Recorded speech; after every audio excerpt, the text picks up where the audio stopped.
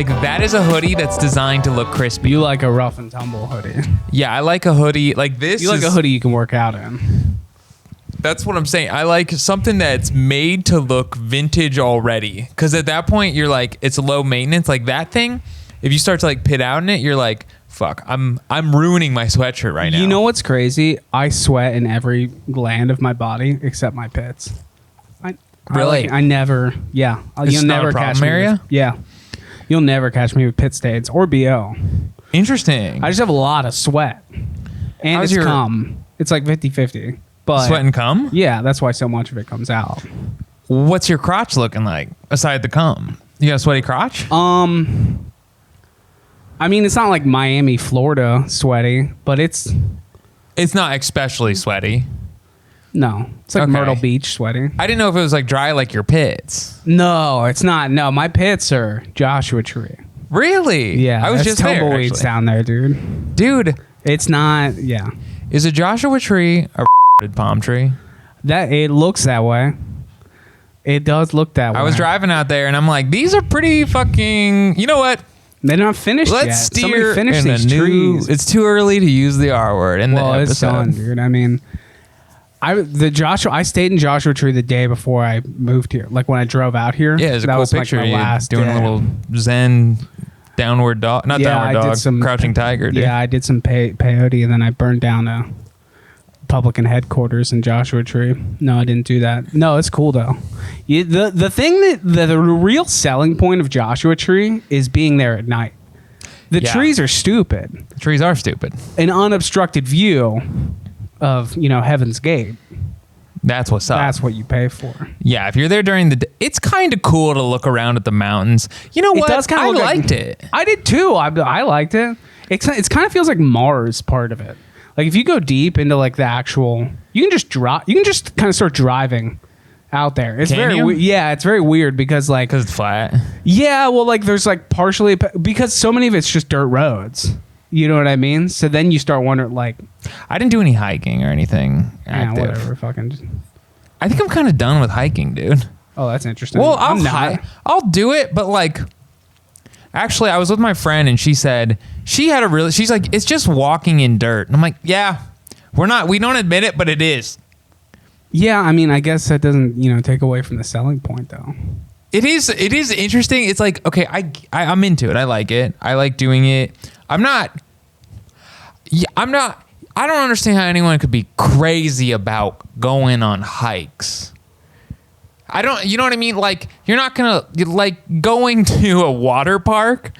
Someone said, I'd prefer to go on a hike than a water I park. don't think anyone's comparing going to hike as going to Splash Mountain. One is certainly more fun than the other. I But bet there are hiked motherfuckers that would disagree with you. Well, those people are weirdos. Okay, well, then we're on the same page. I mean, I go on 3 or 4 hikes a week, and I wouldn't tell someone I love hiking. People who say they love hiking love wearing expensive boots and then going in deep into the woods. Yeah. And like stealing sticks off endangered trees and shit like that. And Yeah, and it's a very small demographic. spending $140 to find some kind of like mobile coffee brewing system where you like pump it with your hands to make espresso that you then pour in like a coffee cup and then take a photo of it on the hiking trail in front of the redwoods. Gearheads. They love hiking. They love attention. You know what? There is a large. Okay, here's my question for you. How large of the demographic of people that are outdoorsy, let's call them outdoorsies, okay, Yeah. are just doing it to buy gear? No, that's it, dude. That's the game. Yeah. That's it.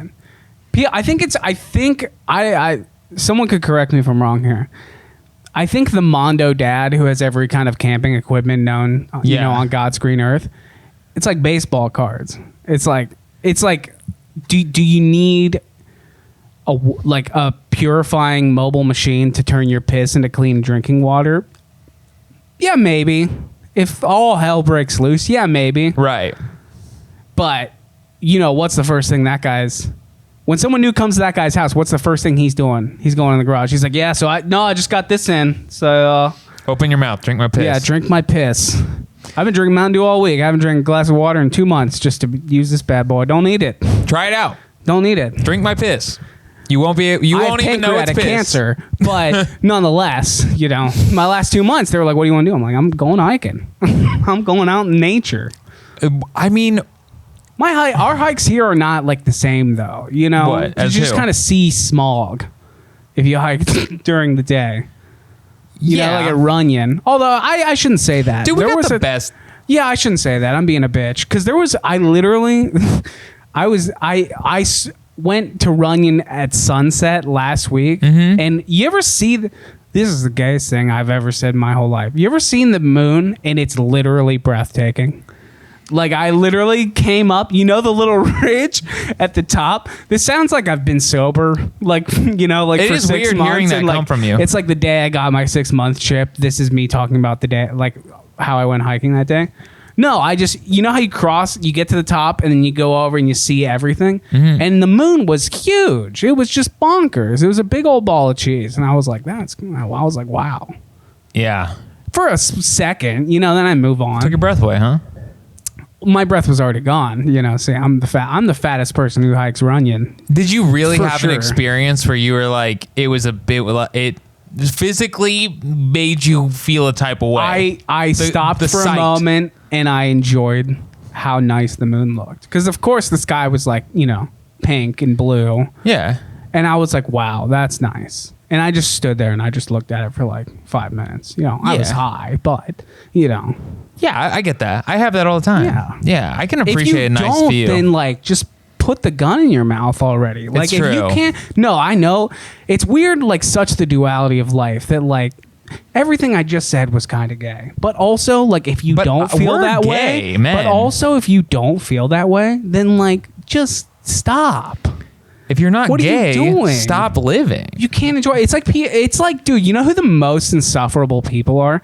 The most insufferable people are people in Los Angeles who are like, yeah, like, I never go to the beach. People from Los Angeles don't go to the beach. Shut up. Yeah, they do.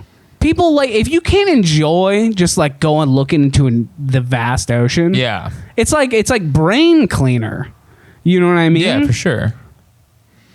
And like you're gonna die on the hill of saying it's like overrated. Like, parking's expensive. Oh, get a better job so you can afford. Oh boy! I'm just talking about the worst. I'm just saying, I open your heart. I like how I tried to explain how you should open their heart, and then I poor people, and then I straight up classist rant after it. There you go. The sentiment was good because we were about to. Because I was going to shit on people that before we go, I need you to understand that the person that the punching bag that I had created, the little voodoo doll that I had just made. Yeah. This person is the person who complains about parking at the beach being $10, but then will spend $40 on a vintage picture frame. Exactly. They're just not prioritizing their money in the right way. But moving on. I understood. I just had to clarify that. Well, I think the people that are too cool to enjoy the beach, the people that brag about being over the beach. Yeah, I guess that's how I should have said it. I'm kind of all over the place. Yeah, I know people like, I mean, that's kind of, honestly, that's why I started surfing, was because I was like, when people would be like, oh, are you like going to the beach all the time? And I'd be like, no. And I was kind of embarrassed. And now I do surf and I do go to the beach all the time. So when people are like, do you go to the beach all the time? I'm like, yeah, I do. Dude, I know a couple who lives in Santa Monica. They lived in Santa Monica for 6 years. And they never go to the beach. I was like, when's the last time you went to the beach? And they're like, oh, I don't know, a couple of years ago. Years ago. Move to Montecito Heights. You're wasting your money. Move to Boyle Heights. Get be move fucking to real. Brooklyn Heights. Yeah, move away. Yeah. Go away. You live in Santa Monica and you don't go to the beach? Santa Monica is a boring... What, you want to be close to a nicer Gelson's? That's it. Maybe. That could be. Hey, guess what? People are still going to shit on park benches there. It's true. Honestly, Santa Monica is becoming one of the gross places. Now we're becoming a straight up LA podcast. But so be it, fool. The people, yeah, no, I know what you mean. There are those people that are just over everything. They're like, oh, you went to the beach? Like, I haven't been to the beach it's, you know what it is? Here's what it is, man. It's people trying to say, I live here. Like, I live here and I know what's cool. And it's almost as if to say, oh, I just live here because this is where I live and I don't even utilize the things. It's a flex in a way to say I ended up here and I live in one of the best places on earth and I don't even utilize anything just because I can't. It's almost like I don't use public restrooms or something. Yeah. You know, it's like I piss into like some person's mouth that I pay. Yeah. I have no idea what I'm trying to say. I get what you're saying. Help me. No, Articulate I understand my point. what you're saying. I think we're talking about we're so angrily with such male hatred, you know, digging deep on these people. Just it's so funny, just a visual of two men screaming like, why can't you just enjoy the fucking moon, you stupid bitch? Like that, or you know, like that's the vibe, you know. I mean, it's not the vibe. It's literally what we're saying. Yeah, I guess it's not like there's some hidden message behind what we're saying. We're literally saying if you can't enjoy the moon on Runyon Canyon, you should kill yourself. I believe is what we said. Go for it, you know, because what can be better, you know? Like having a kid, I guess. I don't know. Haven't had one. Falling in love. Yeah, I've heard that's nice. Yeah, I don't know. It is something though. You know what I don't do? You didn't. You know what's nice about the moon is you literally cannot take a good picture of it. Yeah, dude, it's super frustrating sometimes too. You know? No, but why? No, I know. I agree. That's your first. Like that's kind of like our gut move now. It's like, oh, it looks cool. Let me take a picture of it. I take pictures of shit and I don't post it. I don't know why. Like I have photos on my phone. I feel like it's something worth taking a picture of, and then I show it to no one. It just sits there. Do you go back through and like reminisce? Every now and then, but I'm not often. Like when I'm looking for something. You ever be like looking for something on your camera roll? And you see all the shit around, and you're like, oh, yeah, dude. I had Skyline twice that week. It's nice. Like, it's kind of fun. It is. That's the kind of reminiscing I do. Yeah, I don't actively seek it. True reminiscing is like you can't actively seek it. It just hits you.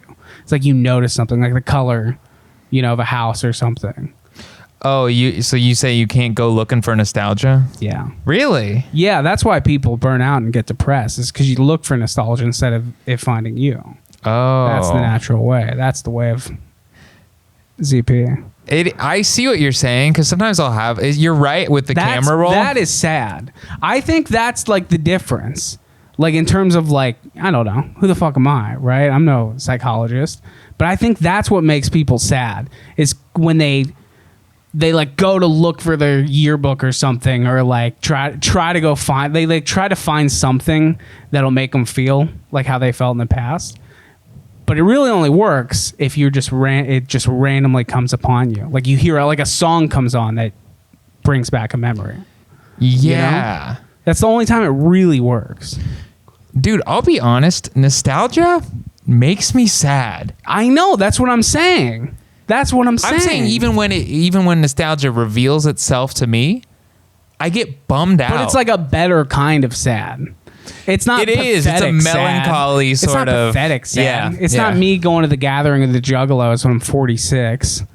Remembering your 30s. Yeah. That you're about to be in. Yeah. Well, and you're going to be a huge Juggalo. 10 months. That's it. My dirty 30. I'm going full Juggalo. Full time. But you know they don't give a fuck about the coronavirus, dude. Let's do it. They'll welcome me with open arms. This is the community I've been looking for, man. Now that you say it. Give it a shot. Go to the gathering, man. I will not join you. You wouldn't go to a gathering. You have to go to all their shows. Dude, if I'm committing, I'm going on tour with the band. Well, then have fun. You know? I don't even think I would go to a music festival ever again. That's crazy. I actually don't think I would. I don't enjoy music festivals, but I would absolutely like to go back to one. Some of the better shows I've seen were oddly music festivals, which you wouldn't expect. I saw Florence and the Machine at a music festival. That was pretty top notch. I saw him at Bonnaroo. That was like top 3. She wore like pajamas. Yeah, I don't know. She's not even in like, you know, I wouldn't say I'm a huge fan. I am not. But easily top 3 best shows I ever went to. Really? Yeah, dude, you're a good performer. She's a good performer, man. Like she is good, but I just don't like her music enough. But it was funny because she was running around. She had a goddamn nightgown. Yeah. It was funny though because it looked like she just got out of bed. Maybe she did. Maybe that's part of the mystique. People, you ever be a guy at a Florence and the Machine show, and then you're like, oh wait, I was wrong. What do you mean? Oh, I was just being like a bro. I was just kind of bro-y watching Florence and the Machine. And I was like, oh, this is like the first time I'm looking at something through like a woman's perspective. You thought so? What a nice change. You felt feminine. You felt not like feminine, but I'm like, oh, I can. You get out of your own head. I'm like, oh, maybe I was the asshole. Go on. I broke up with her on her birthday / prom. Oh, you start looking back at your life and you're like, maybe it was me. Yeah, you start to. It makes you go through life. You're like, oh, I'm right. I'm doing me. Until you're you not always right. So to realize that you were toxically masculine when you're drunk on High Life. On Miller High Life, you realize that I've been a scoundrel. A scoundrel to every girl I've ever dated. Yeah, that's definitely music festival, dude. That's it, dude. Mm-hmm. There are moments like that where you have that, and you just start to like feel like you just want to call every girl you ever dated. And you're like, you know what? I never saw it through I never empathized with you, I was the. You call like, hey, Sarah. Yeah, this is Zach. Yeah. I know this is weird, but I was just thinking a lot about us and those 2 years we spent together and 2 years. 2 years, yeah. I'm 39 in this. Memoir. This happened in your mid-30s? No. We dated Sarah. This person. Okay. Early 20s. Now the scene. Oh wow. Okay. I'm approaching 40. And you just saw Florence and the Machine. And I just saw Florence and the Machine with my dudes at work. My bro club, my single dad club. You're drunk on High Life. We're drunk on High Life. And I'm like, hey, so this is weird. I hope you're doing good. I'm all right. I've been better. But anyway, I was drunk watching Florence and the Machine at MetLife Stadium. You went to New York to see Florence, huh? Yeah, dude, we drove. Nice. We went out there we also saw a Giants game, but who can remember that? But anyway, I just want to say I'm sorry, for... Are you leaving a voicemail or are you actually calling? This is a voicemail. Oh, it is? Okay. I don't even know. For the number I think is hers. And she probably does get it, and she's like, yeah, I hope you're good. That's it. She gets it and maybe deletes it after 4 seconds of this. She doesn't hear 90% of it. Yes, but she still sends you a text, though, that says, oh, yeah, well, I hope you're good. That's it. Just to be nice. Just to be like... Just so she's like, hopefully he doesn't kill himself. That's it. That's it. It won't be on me, at least. That's it. How many of those, dude? Voicemails from Sarah. That's like the modern day, novel. How many messages do you leave people? Or do you how many responses do you give people in hopes that you're like, I'll respond to this because I don't want to be the straw that makes you kill yourself? Yeah. Yeah. Do you know what I mean? Like really 2 or 3. I won't keep the conversation going. I'll let it stall out. I'll let it stall out, but I will respond to people to be like, I'm gonna give you a little bit because I don't want to be the straw that puts a bullet in your head. Like, I'm not even kidding. There's some people where I'm just like, I can't be the straw that made the camel blow its head off inside of a Kmart. Exactly. I can't be your therapist right now, but I also just hey, keep it going, man. But I cannot let you indulge me on whatever's making you sad right now. I'm sorry. Well, yeah, you just get those texts and you're like, I don't have to be a part of this. I don't. There's nothing that says I have to be a part of this. Whatever.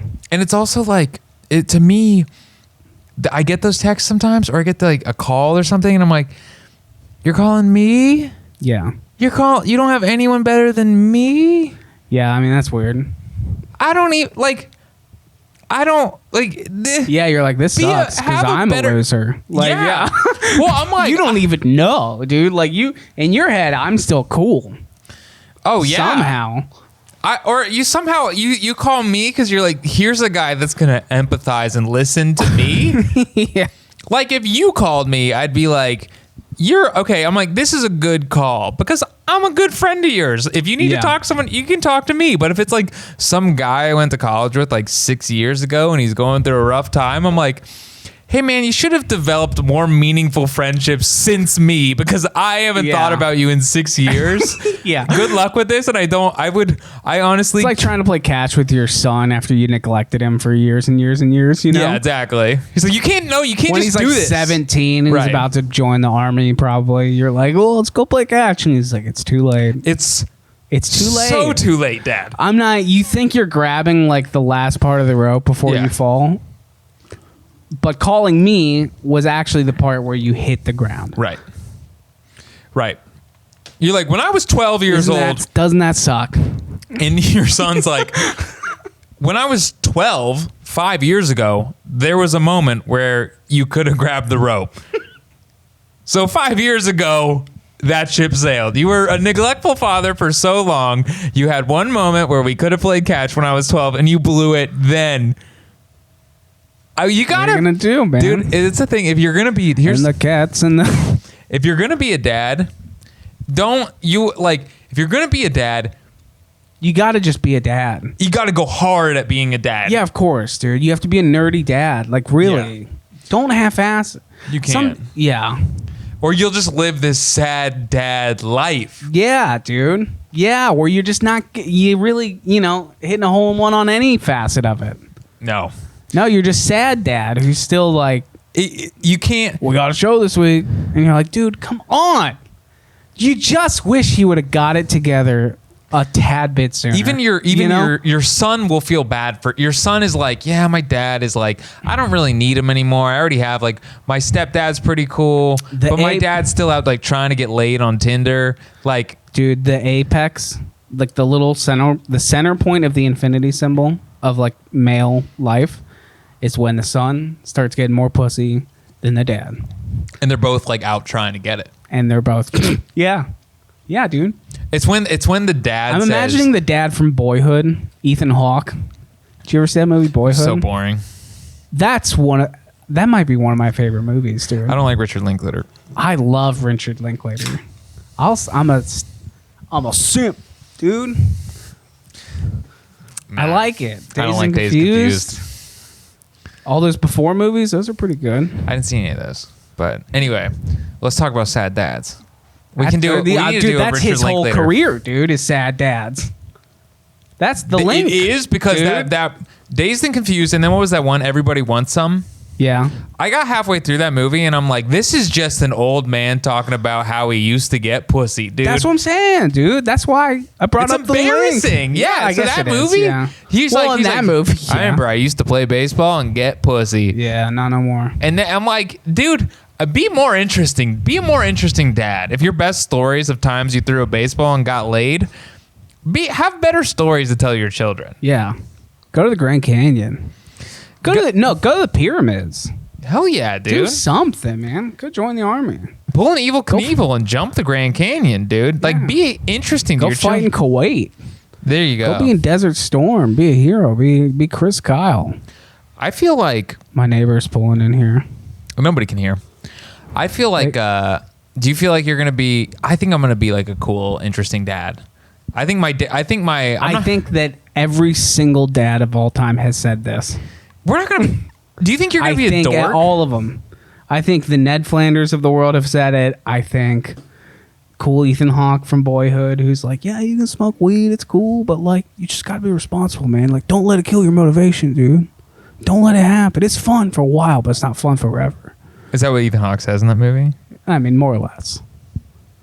I'm just thinking like my dad. This is me as a dad who's modeling my behavior of how to be a dad off Ethan Hawke in several movies from the 90s and early 2000s. Model it off of like you can try to be Ethan cool. Hawke? Yeah.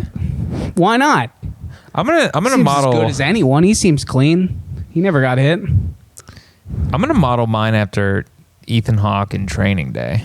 Hell yeah. No, I'm gonna model mine off Denzel in Training Day. Dude. Chaotic good. Dude. You know? No, chaotic evil. Well, you know. Dude. Yeah. No, you know what scene actually reminds me of my dad in that movie? I may have talked about this like way long ago, But you know when they meet up first, right? So it's training day. It's the beginning. They meet up at the diner, and then he's like, you want breakfast? This Denzel. Yeah, and he's like, no, I'm good. And then they talk for a little bit longer, and then he says, actually, no, I do want some breakfast. He's like, well, you missed your chance, motherfucker. And I was like, that's my dad. Yep. My dad would do some shit like that. He's like, I already offered. You missed it. And I'm Your like, dad's in the business of teaching lessons. yeah, exactly. You know what I mean? Just arbitrary like rules that don't make sense. It's like the pyramid of being a good father. It's like teaching lessons, providing emotional support. That's 2 or 3. Honestly, that could be like 4 or 5. Number 2 is like making sure you know how to fix some parts of a car, so you're not fucked if a part of it breaks down. Yeah, I know how to change a tire.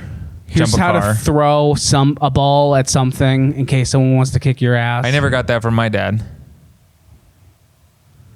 I'll love you forever no matter what you do. It doesn't matter what you want to do for your career. You don't have to take over the business. It's fine. Don't have sex. I just want you to be happy. I know I put pressure on you to take over the landscaping business, but don't worry about it. I got that one. How to finger a woman. That's Never 5. got it? That's 5. I was dog shit at fingering you haven't women. fingered your mom with your dad in life lesson. Never did it. You don't know what you're missing. You know. No. Then it's I'm like still then confused. it's like how to file. No one teaches you how to do taxes. You just fail, and then almost get audited by the government, and then you learn how to do taxes. I feel like You learn that the hard way, no matter what. nobody does. Nobody. Everyone just does. Everyone's like, that's TurboTax. Yeah, I mean, you do your best. People, I love. You know what's funny is you ever meet these people who think that they're just writing off their whole life? Like they think they can write anything off. They think that like, oh, I bought a laptop. I just wrote it off. So the money disappears. Well, they have no idea what writing off means. Correct. So there are people that think I wrote it off, therefore I don't have to pay for it. Yeah. When am I getting my reimbursement check? Yeah, well, those are like 17 years. Those are people that aren't. You'd be surprised. You think so? You'd be surprised. Where do they think the money's going to come dude, from? I can't name names. Obviously, my mom is like she's not an accountant, but she does the books for some like businesses. Sure, you know what I mean? payroll stuff, yeah. The amount of times I've asked her, I'm like, how do people like end up upside down? And she's like, they don't know. She's like, some people who just open restaurants have no fucking idea of like any of the basics of taxes or personal income. Oh, really? They don't know anything because they can get a lease, whatever, and then from there they're just like, they don't know how to run books. They just like, nobody knows anything. Oh, okay, yeah, that's not surprising then. So people that fancy themselves entrepreneurs. People think Yeah. that they can do it by themselves for a while, and then they get caught, and then they have to call in a person like my mom, who's like, okay, can you help me straighten this shit out? I haven't kept records of anything in 4 years. I just sell, Bavarian hot dogs in my gastropub / brewery / apothecary. I don't know. Or they can go to Shark Tank and get Kevin O'Leary to pay off their debt. Yeah, you can get some, dense-blooded fucking royalty credit nightmare handed on your plate. I mean, Go ahead. I mean, if you've run a failing, like nobody in there that's like, oh, I have, I love on that show because they'll get people that come on and then like as if the sharks aren't going to ask questions and they're going to say, okay, well, what do you plan on doing this money? They're like, well, we're going to, we got some ideas for it. Like what? And like, so we have some debt, and then they play the music. It's like, dun-dun-dun-dun-dun-dun. Like how much debt? $500,000. Yeah, they're like, it's quite a lot. Well, we got these grants from the government, and then next thing you know, the government goes under. What do? Oh, I liquidated all of my assets so I could start a craft butchery where we sell emu burgers for $24. I feel like those businesses always thrive, though, man. It's a high gamble. I would buy an emu burger. If you want to start your emu burger stand at Grand Central Market. Those aren't the businesses. Those are like hipster businesses that succeed, dude. You think so? Dude, the ones that fail are just like people that are, I'm going to open a butcher that's literally like the butcher shop across the street. If you sell an emu burger, some hipster shit, you probably know marketing. You probably went to college. You probably know how to use social media. Those are the businesses where I'm like, that's such a bullshit business, but I know that place is going to make hand over fist. Dude, if you want to launch a successful restaurant in 2021, All you need is a good graphic designer, someone to just like make a logo that's like cool, you know. And then also here are the top rules to run a big restaurant nowadays. Have a menu that has 4 items, maybe 5. You make like 5 things. That's part of the shtick. Make it, you know, take forever to get anytime you want it. Always have a line forever full of, you know, dipshits who have nothing better to do with their time. 3, after they've been waiting for 3 hours, hit them with a cash only, bitch. You're fucked. Good luck. What restaurant are you talking about right now? Dave's Hot Chicken, but either way. Is that who? Yeah, are they cash dude. only? I want to give a reservation, but no one's listening at this point. Yeah, dude. Fuck them. I thought you know who I thought you were talking about? Who? Eli's Barbecue. They could be guilty of this. And I ate the shit out of some Eli's Barbecue. Yeah. But they're guilty, but they're fucking good. And they know they're good.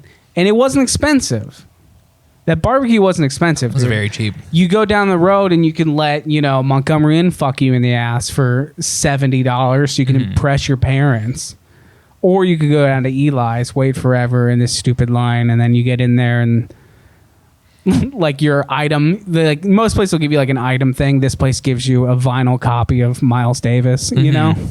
You're like, Bitches Brew. Yeah, you're holding like $800. An $800 copy of Bitches Brew, like waiting for your burnt ends, you know? Ooh.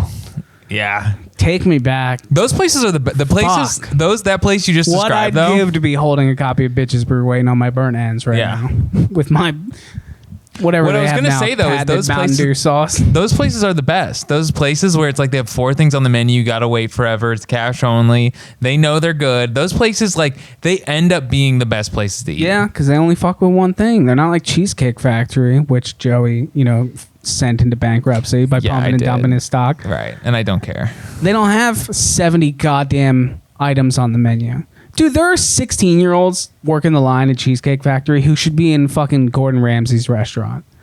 What do you mean? They're truly, if you can handle working in the kitchen of a Cheesecake Factory, dude, you can do anything. What do you mean? I don't know. The fact that like you could just be handed a fucking ticket of like, oh, I got 2 plates of wontons, a burrito, some fried rice, chicken Alfredo, and then I mean, I guess they're throwing it all in a microwave either way. So yeah, that's a good point though. If you can like cook up some you can fried ice handle cream and like a Caesar salad, you can be thrown in the fire and come out walking just fine. That's what matters. Yeah, you're not wrong. That is true. Respect. We should next time we're at Cheesecake Factory. We should be like, hey, can we take a look at the kitchen? Hey, can you send a chef out here? First of all, they would never. You don't think so? Fuck no, dude. No, but we go in and we ask like we kind of act like we're a bit like we're well to do a little bit. Like, you know, I mean. Oh yeah. So okay, no, I'm catching up with you. We'll be drunk, so we'll get like whiskey drunk or something. Like, I want to talk to the chef. No. I want to talk to the chef. I want to tell him everything. They're not letting us back in there. We need to go in with class and a little bit of decorum. We come in and we're like, oh, so this is a sneak job. We come in and I mean, I'm sure there are restaurants like, all right, Anthony Bourdain, rest in peace. Let's pick someone that's alive. Gordon Ramsay comes into a restaurant. Everyone's kind of like flipping out. They're like, if he's like, hey, I'd like to, can I get a tour of the kitchen? People are letting him back in, right? So step 1 is we have to be famous. Yeah, but if we put on airs as if we're like well-to-do chefs, we're like, oh yeah, we run a shop. Do you mind if we take a look at the kitchen? Like, if we're like, we want to we kind of see what's going on. No, I'm with you. And they're like, all right, these guys seem legit, and they were like, hey, we run Animal up the street. Yeah, we just want to go say hey to the chef. Peek around. Yeah. We just want to talk to the chef. Like, I run, you know. If we go in and then we like take a look at like what's going on in the back of the cheesecake, or we could just get a job at the Cheesecake Factory. Yeah, I guess that would be easier. Just one day because we wanted to see it. No, because they seem like the kind of place that makes you go through like fucking 7 weeks of bullshit training before they let you microwave someone's lasagna. Yeah. I can't. I'm not in it for that long of a haul. Hey, can we get someone be a 16-year-old and just take video of it and make a TikTok? Dude, you know what? Like, you know what TikToks are like blowing up? What? Is just some guy, like a kid who works at Subway is one of them. I see this dude all the time who's just like making shit from Subway. Millions of views, millions of likes. Yeah, it's always like how to load up your. Like, here's how you can get a cheesy bacon ranch burrito at Subway. Yeah. Okay, it's not technically an on-menu item, but here's how you can do it. First, order the wheat bread. Yeah, and I love it. that's all I watch. Isn't it crazy? It's like Hitchcock and then Malad from Subway, just in my brain. It's the pacing of it. It's like, here's how you do it. You do this, you do that, you do that. And they're like, every second of this TikTok is well utilized. But it is. But it's like partially concerning, though, because this has been the red flag about every like social media, form. Is that like, think about like you're on Facebook, and what did Facebook turn into? Boomers arguing about Joe Biden. And then you go on Instagram, and it's like, oh, well, this is just pictures. That's even better. But then, then Instagram kind of is also becoming Facebook now, where everyone has one, and your feed ends up just being nonsense. You're like, I don't even know if I like most of this shit. It's true. It's just being fed to me. Like I'm getting dude, kids. Part of my fucking daily cadence in my brain is seeing margarita specials from a bar I went on a Tinder date at 6 years ago. Why'd you follow them? I don't know, but you know what I mean. That's on you, dude. You gotta unfollow that shit. I've been unfollowing. There you go. I'm unfollowing everyone. I unfollowed National Geographic, dude. Fuck them. I never stopped. No jungle titties. I never stopped, dude. And if you did and you read the article about this like super rare, emu there, cool. Emus again, dude. I wish I could have drew somewhere else, but not that good. I'm rusty. It's a callback. I could have did something funnier like hyena. What's a funny name? This is stupid. This episode has to be over by now.